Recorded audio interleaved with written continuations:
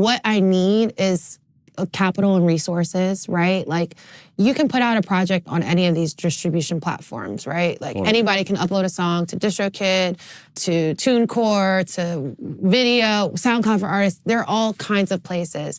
But what happens is that there's sometimes it's not being worked. And when I mean worked in a sense of like, there isn't a team behind it pushing for it and advocating for it at Apple, at Spotify, at Amazon, or at these other DSP places. And then also like, how do you gain fans without having to oversell yourself on TikTok? How do you create organic fandom and connections with your fans outside of those norms?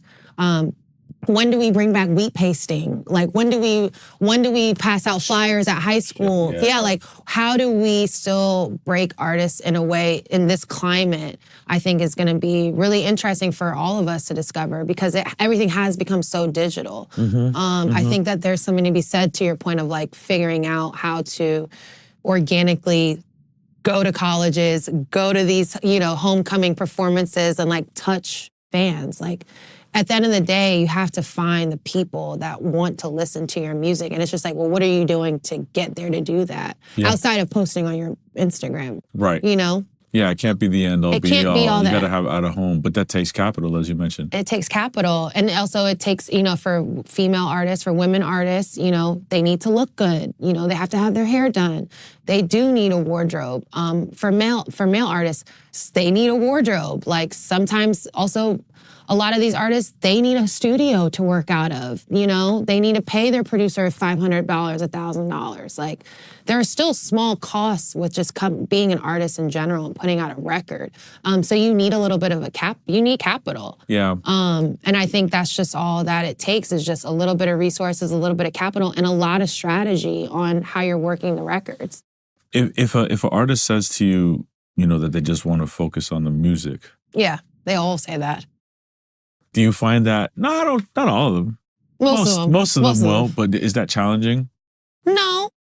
I think that's what I'm here for, right? It's like, okay, well, after you play me some, hopefully they're really good songs. It's like, how are we putting it out? What does it look like? What's your first record? What's the artwork look like? What's your story? Is there a BTS that's coming with that artwork? Are you talking to your fans in your videos?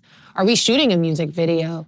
Are you doing a live pop-up? I think there's so much strategizing that comes around with putting out music that if you have the right team and people in place, they can help you then just take your music and put it together and piece it together.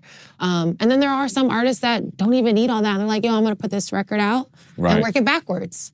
I'm going to put it out and then I'm going to put out a music video. Then I'm going to, I think that's just, there's no one way is what I'm saying. It's true. There just isn't. I don't think there's one blueprint. A lot of artists, aren't going to have Brent Faiyaz's success because they're not making Brent Faiyaz-like records. Right.